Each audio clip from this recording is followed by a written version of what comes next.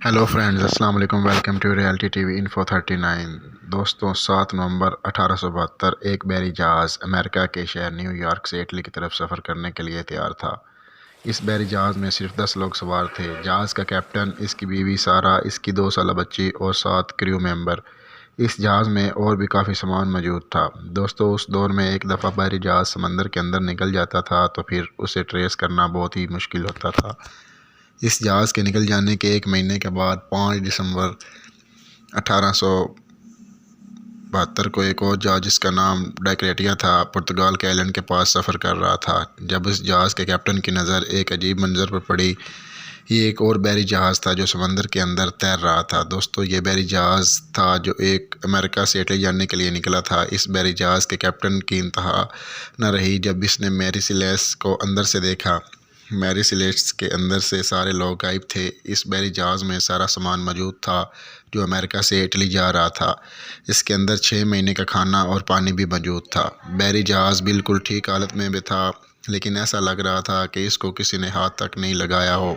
اس کے اندر موجود 10 لوگ غائب ہو چکے تھے۔ اس بحری جہاز کے اندر سے لائف بوٹس بھی غائب تھیں، یعنی جہاز کے اندر موجود لوگوں نے کشتیاں نکال کر اپنی جان بچانے کی کوشش کی ہوگی، لیکن ان لوگوں نے ایسا کیوں کیا ہوگا؟ یہاں سے سمندر کی تاریخ کا ایک حیرت انگیز ہسٹری کا آغاز ہو چکا تھا، جس کو آج تک لوگ سمجھ نہیں سکے۔ آخر اگر کسی بحری قذاف نے اس بحری جہاز پر حملہ کیا ہوتا تو وہ اس کے اندر موجود سامان کو لوٹ لیتا، کیونکہ اس میں موجود کافی کھانے پینے کی چیزیں اور لوگوں کا سامان تھا جو کہ ویسے کا ویسا ہی پڑا ہوا تھا۔ اس کے علاوہ ان 10 لوگوں کا سامان، جس میں مہنگی گھڑیاں اور ان کے کپڑے بھی شامل تھے، وہ بھی ویسے کے ویسے ہی پڑے ہوئے تھے۔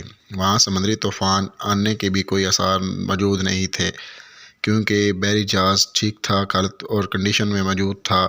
تو پھر اس بحری جہاز کے اندر موجود لائف بوٹس لے کر 10 لوگ کہاں گئے ہوں گے؟ دوستو، ایک اور حیرت انگیز بات اس بحری جہاز کا ماضی یہ تھا کہ اس کا پاسٹ کافی عجیب رہا تھا، جیسا کہ جہاز کے پہلے کیپٹن کی اچانک سے موت ہو جانا۔ یہ بحری جہاز ایک اور بحری جہاز سے بھی ٹکرایا تھا۔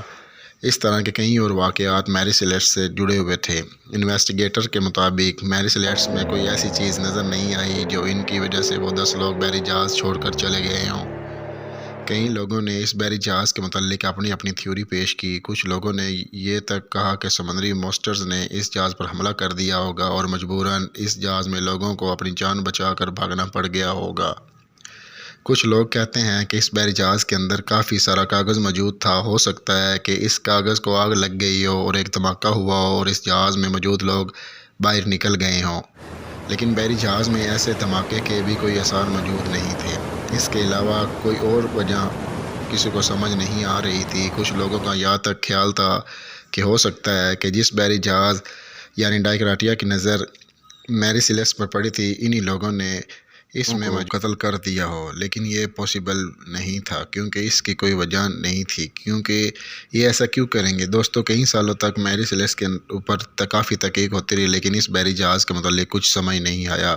ایک اور تھیوری یہ بھی تھی کہ ہو سکتا ہے کہ سمندری طوفان آنے کے ڈر سے ان لوگوں نے لائف بوٹس نکال کر بحری جہاز سے نکلنے کا پلان بنایا ہو، لیکن یہ بحری جہاز بالکل ٹھیک حالت میں موجود تھا۔ لیکن سمندری طوفان آنے کے ڈر سے کوئی بھی کیپٹن اتنا بڑا رسک نہیں لیتا۔